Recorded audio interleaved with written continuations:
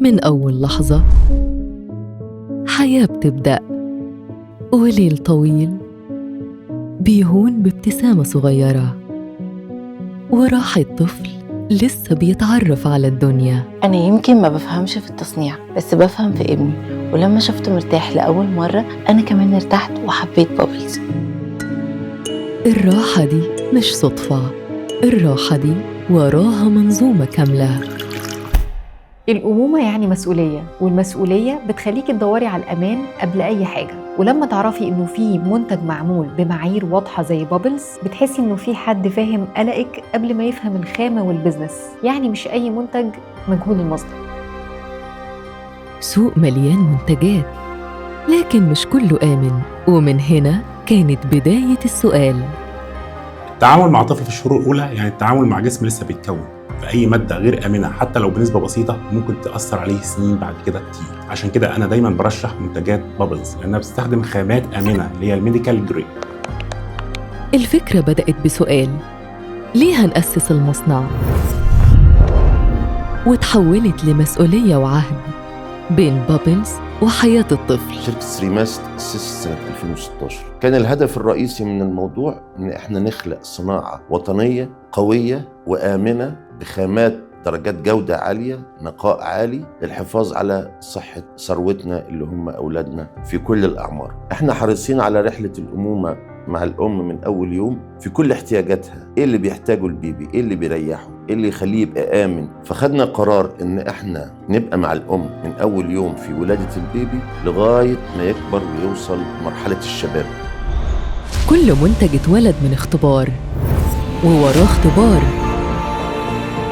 ولحظة فشل، لكن كل فشل كان خطوة لقدام. الجودة مش اختيار، الجودة واجب، الأمان حق، وإحنا بنقول لكل أمهات مصر حقك عندنا. وهنا قلب القصة، المكان اللي بتتحول فيه الفكرة الحياة.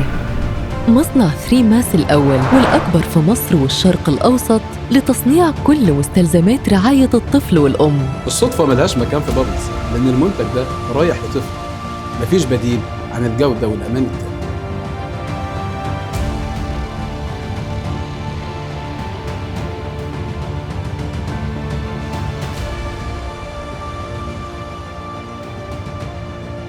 احنا بنعامل كل قطعة كأنها القطعة الوحيدة اللي في العالم، وده مبدأنا في بابلز. خامات طبية يعني منتج آمن. السيليكون الطبي لازم يتحمل درجة الحرارة العالية من غير ما يفرز أي مادة ضارة، وهنا نقطة القوة اللي جمعت بين الدقة والشطارة، ودي المعادلة اللي قدرت بابلز تحققها. هنا الدقة مش تفصيلة، الدقة حياة. قبل ما أي منتج يخرج بيعدي 7 مراحل فحص،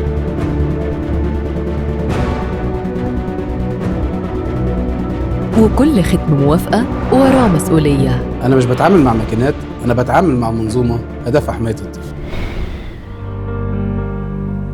من أول لما ولدت ليلى بنتي ولحد دلوقتي، وبابلز مكملة معايا رحلتي كأم، علشان المنتجات بتاعت بابلز بالنسبة لي هي مش مجرد منتج مصري وخلاص، لا، الكواليتي بتاعتها والجودة بتاعتها بتغنيني إن أنا أستخدم أي منتج مستورد غالي. بالعكس، الأمان والحماية اللي موجودة في المنتجات دي بتخليني أحس إن في حد فاهم احتياجاتي كأم، وإن هو بيصنع المنتج ده مش علشان بيصنع منتج وخلاص، ده بيصنع المنتج ده علشاننا كأمهات. عشان كده أنا مكملة مع بابلز.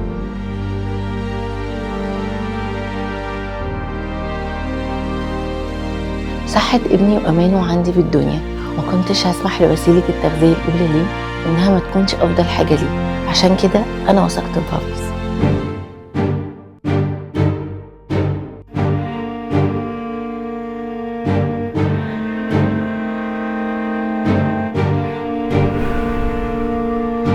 احنا حريصين على ان المنتج يطلع من عندنا من المصنع من وقت ما ينزل من المكنه مفيش ايد بتلمسه. احنا المصنع عندنا او صاله الانتاج هي سيمي سترايل، ما فيهاش تهويه مباشره خالص. حريصين جدا على انها تبقى كلين اريا، نظيفه جدا. المنتج بيخرج من المكنه بيبقى هو متعقم ذاتي. الناس اللي شغالين فنيين وغيره لابسين جلافز، مفيش بني ادم بيدخل صاله الانتاج دي اثناء الانتاج، في شروط ومحاذير ومعايير معينه عشان حد يدخل صاله الانتاج. حريصين انه بعد الانتاج كل المنتجات بتاعتنا بتتغلف في شرينك بلاستيك خفيف قبل ما تتعبى في العبوه النهائيه بتاعتها وقبل ما تنزل الاسواق، بحيث ان مفيش ايد تلمسها قبل ايد الام. كل منتجاتنا تم تصنيعها بمعايير تتوافق مع مواصفات هيئة الدواء والغذاء الأمريكية FDA، ومعتمدة من الهيئة القومية لسلامة الغذاء المصرية وهيئة الدواء المصرية، ده غير 5 شهادات جودة لكل الخامات والمنتجات. كانت مجرد بداية على الطريق السليم.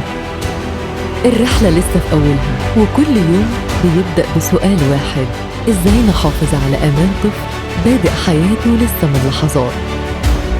في بابلز عيلة بتكبر مع كل رضعة طفلك بياخدها. أكتر من 1000 شخص بيشتغلوا علشان نبني جيل سليم. الحكاية مش ببرونة، دي أول خطوة في حياة طفل، وبابلز مسؤوليتها تبقى خطوة سليمة.